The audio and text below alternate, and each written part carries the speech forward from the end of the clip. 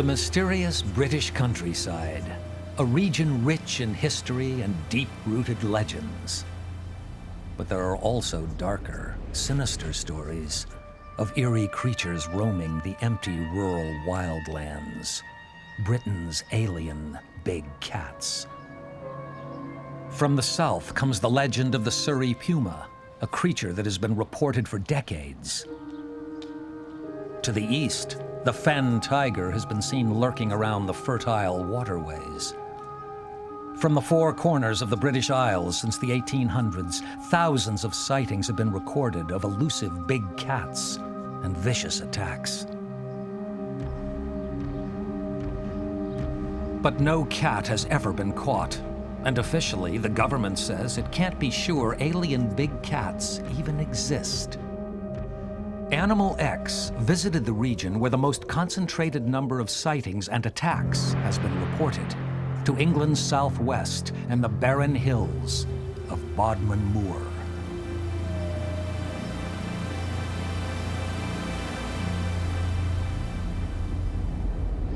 No alien big cat has captured the attention of the nation like the infamous beast of Bodmin Moor, and with good reason. The sheer carnage, farmer John Goodenough lost 24 head of livestock within months. Well, when we first had the trouble, we seen the calves at night with their mothers out over the moor. Next morning we goes out and find them dead and at right out, and all was left was the pelt, the four legs, the bony legs, and the head. Completely killed and ate. And no mess around at all. Just cleaned up, really clean. A third-generation livestock farmer, John Goodenough knows when a fox or a dog attacks a sheep or calf. But these attacks were different from anything he had seen. The victims were slaughtered with almost surgical precision, a large fatal wound with huge incisions across the throat. Feral dogs and foxes are messy eaters, and they eat in a rush, taking chunks of flesh and running off.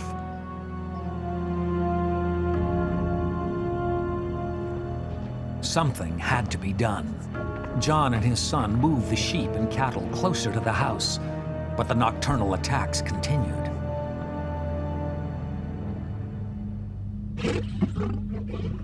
Just down the road, Bodmin Moor resident Rosemary Rhodes was also conducting a hunt, but armed with a video camera. She had witnessed the beast firsthand and heard its screams in the night. She traveled to the United States to study more about big cats. The way the attacker gorged itself upon its prey told her it couldn't be an indigenous predator. But she needed proof in order for the government to launch a full investigation. She got it. She filmed a black cat about 7 feet long from nose to tail. Her instinct and experience told her this was the creature responsible for the gruesome attacks, the effects of which she often witnessed. A lot of the times it hadn't been cleanly killed, it would just be disemboweled and the sheep would be standing there with its guts hanging around its ankles, and it was horrible. And I was having to get the vet out to shoot them, and it was all most unpleasant. She says the cat was getting braver, attacking her stock by day, and she was starting to wonder if there were not perhaps more than one cat. Surely no creature would need such an abundance of food. Not only were the farmers losing valuable livestock, they worried their lives were in danger from whatever it was on the moors that was responsible for the ruthless, sustained slaughter. They also wanted to prove to skeptics they were not part of some elaborate hoax. Finally, local MP Paul Tyler convinced the government to begin an investigation. There was a small boy who went out to check the stock for his parents, went out to see what the sheep were up to, found a lamb that had been attacked and was lying on the ground dead, and turned round and saw an animal, which I think was clearly a beast of some sort, and he ran, of course.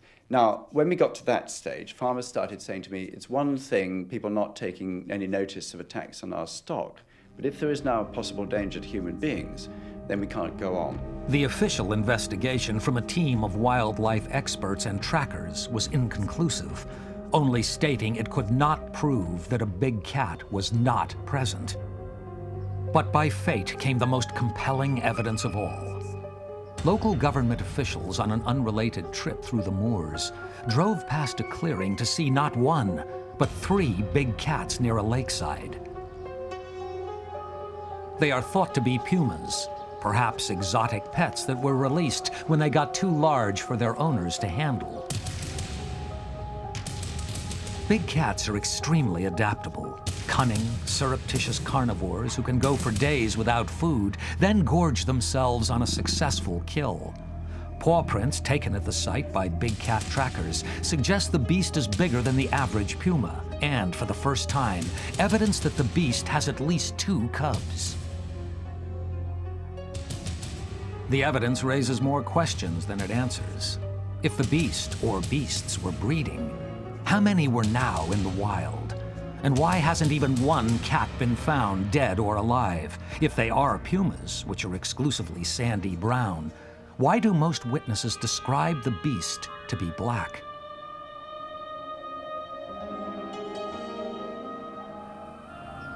It's hard to imagine a more ideal environment for big wild cats than the British Isles.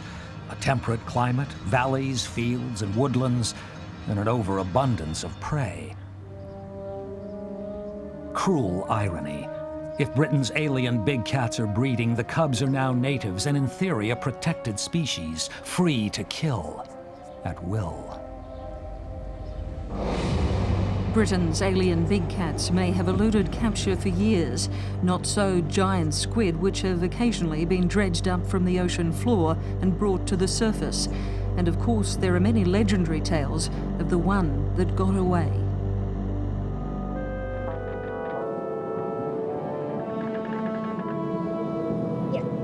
Deep in our oceans lurks a monstrous beast. First accounts dating back to the 16th century describe ferocious attacks on whales, sailors, even ships.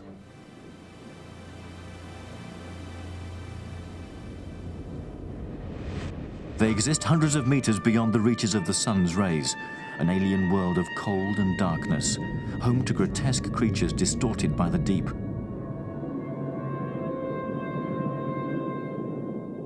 Down here, there's all kinds of life yet to be discovered. Roaming the black darkness, one of the biggest creatures on Earth, a massive predator, an unsolved mystery of the sea. The giant squid are the sea monsters of legend. One report from the 18th century details a gruesome attack on a Danish sailing ship, 2 crewmen eaten alive. Another describes a 200-foot monster with eyes the size of dinner plates, a horrible slashing beak, and huge writhing tentacles.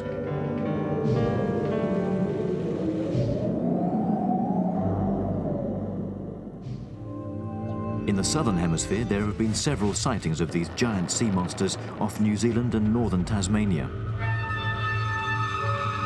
We sort of have a body plan where there's a solid muscular body or mantle and then a ring of arms around that, and then these 2 very long shooting tentacles. So they've got really well developed beak for chewing things up, and then behind that they have a tongue that's covered in really fine sharp teeth. It's almost like the tip of a running chainsaw, and they kind of rasp the food up as well. They can grow up to twice the size of a double-decker bus. It was one of these that terrorized Captain Nemo and his crew aboard the submarine Nautilus in the fictional Jules Verne classic 20,000 Leagues Under the Sea. This real specimen was found in a fishing net off southern Australia. It was a day just like this one. Deep-sea fisherman Chris Shearer set out for an early morning trawl off Devonport, Tasmania, and pulled up more than he bargained for. Devonport Port Control, Fortuna Explorer on 12. He dropped his nets 700 meters into the Southern Ocean. Normally he'd catch his usual haul of fish for the market, but not today. Around 300, 350 kilos of him, and a hood of in excess of 2 metres, because one of the boys laid down beside it and it was a lot longer than he was. Luckily for Chris, most giant squid are dead by the time they're hauled to the surface.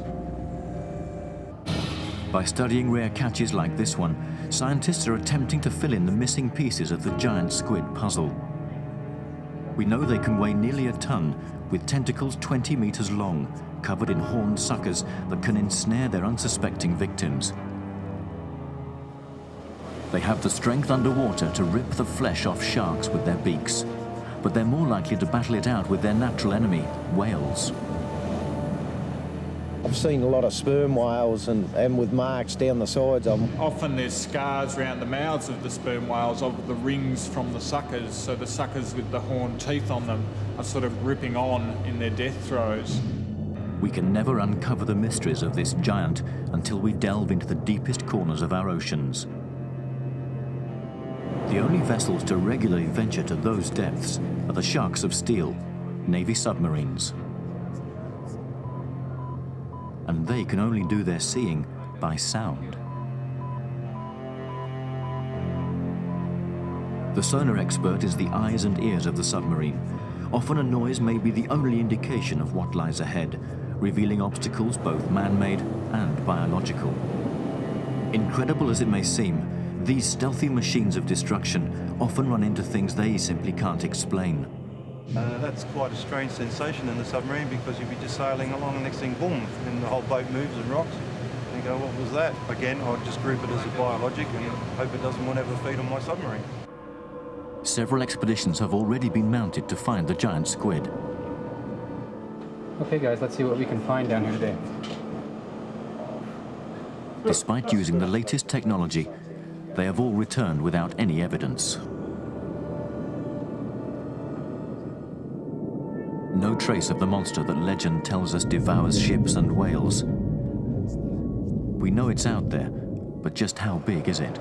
And will we find it before it finds us? From giant sea monsters to telepathic animals. After the break, we bring you the second part of a special report on psychic pets and their uncanny ability to predict earthquakes. All over the world, throughout recorded history, there have been stories of animals reacting in advance before an earthquake happened.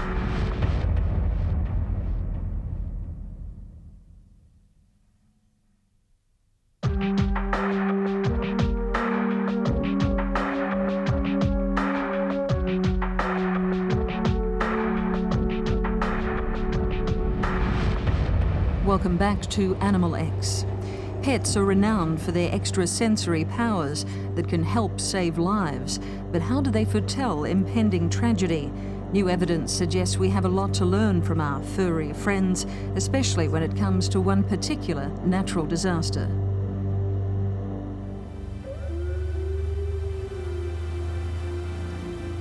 Earthquakes. For centuries, scientists have failed in their efforts to predict and to minimize the devastation they can cause.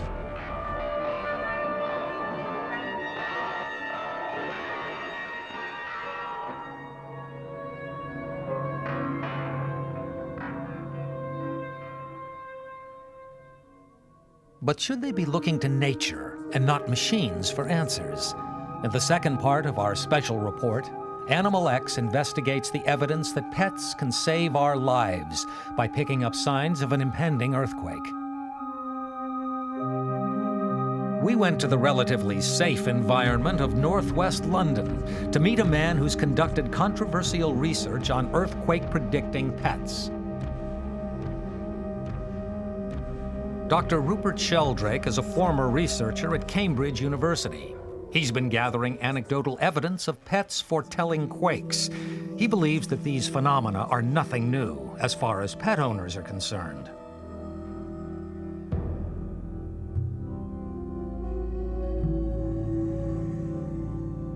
All over the world, throughout recorded history, there have been stories of animals reacting in advance before an earthquake happened. And many people throughout the ages have taken these signs as warnings. And in fact, there are cases where people's lives have been saved by paying attention to these animal warnings. Anna Riel, a journalist working in New York, is living proof of that scenario. In fact, her entire family owe their lives to a dog named Che. In 1972, they survived this, Nicaragua's worst earthquake, which hit the capital, Managua.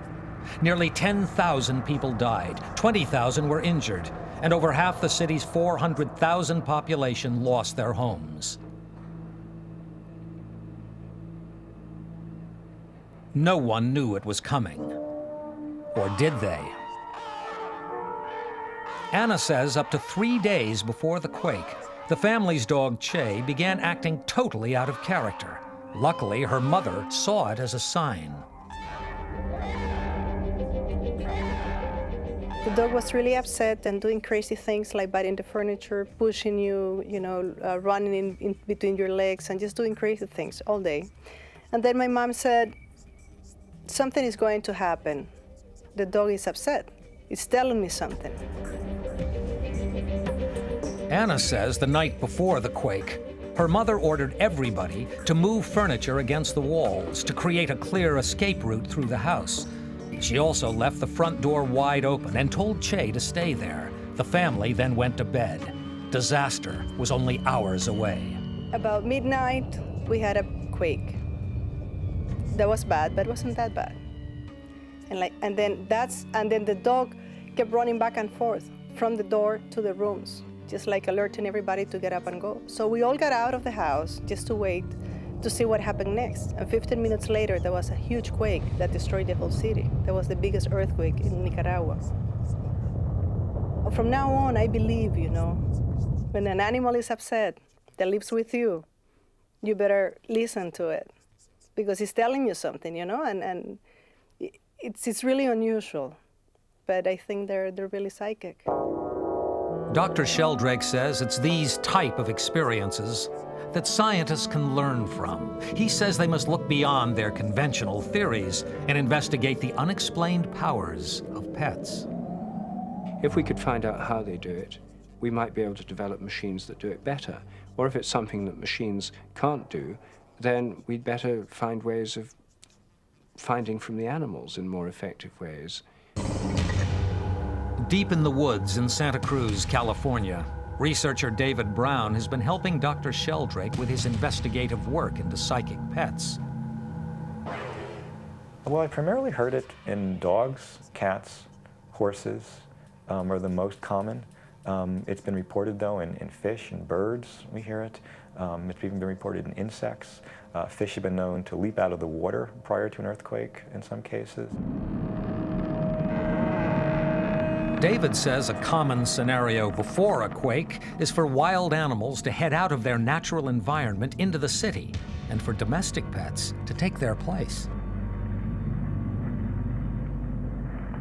So it seems like pets become more wild and wild animals become more tame. That's one of the patterns that we've noticed in the research. It's claimed that even this pet mouse Stinker is capable of predicting earthquakes. Its owner, Marilyn Gillum, supports the theory that tame animals take on a wild personality before a tremor. He'd grab the food out of my hand and he would squeak, and it would be like feeding a wild mouse. Sometimes I would even wait, like I would feed him and he would squeak, grab the food, and I'd go, there's gonna be an earthquake. And then I'd look in the paper and there'd be nothing, and then I'd go, well, and then I hadn't felt any earthquake, and then 2 days would go by and still he's acting like that, and there wouldn't be an earthquake, and then sure enough, the third day there would be, something in the paper. An extraordinary tale? Well, there's more. Dr. Sheldrake claims to have gathered reports from people in England whose pets have made some startling predictions during times of war. In the Second World War, there were many cases of dogs or cats giving warnings of air raids long before the official warning sirens went off. Some of these warnings occurred when planes would have been taking off in Germany, and even if they could hear a plane taking off in Germany, they wouldn't necessarily have known it was coming to England or to their part of England. And also, in some cases, these warnings continued when the Germans were using V-2 rockets, which are supersonic rockets, where the rocket would arrive before the sound. So how are pets able to predict earthquakes? their owners' return, and air raids. Dr. Sheldrake and his team of researchers are looking at various theories, including this one. Around 15% of the Earth's crust is composed of quartz crystal, and in some places it's actually as high as 55%. And you know, if you put actually pressure on quartz crystal, it actually generates an electrical charge, and it creates airborne electrical particles. And it could be that what the animals are picking up on are these airborne electrical particles, and it could somehow be affecting their nervous system. It's a plausible answer for pet owner Jean Brown. Her cat, Blossom, has reacted strangely many a time before a quake.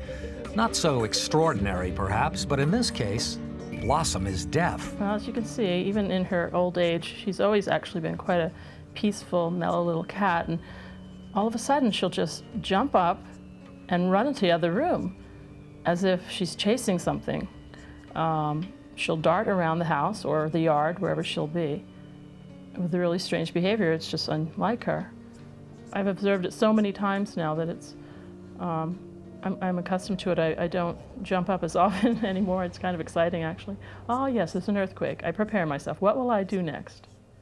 Pick up Blossom, go to the nearest doorway. Dr. Sheldrake would like to see a list published which shows signs to look for in animals that indicate a tremor is on the way. As well, he would like a telephone hotline set up based on early earthquake warning signs in pets. In the United States, it could be 1-800-PET-QUAKE or something, some number that you'd ring, an easy-to-remember number that you ring if your pet's showing these signs. You could then have a central place where these calls come in, and computers could analyze the incoming calls by district and area from the phone numbers. And if there was a sudden surge of calls from one particular region, this would suggest that there could be an imminent earthquake.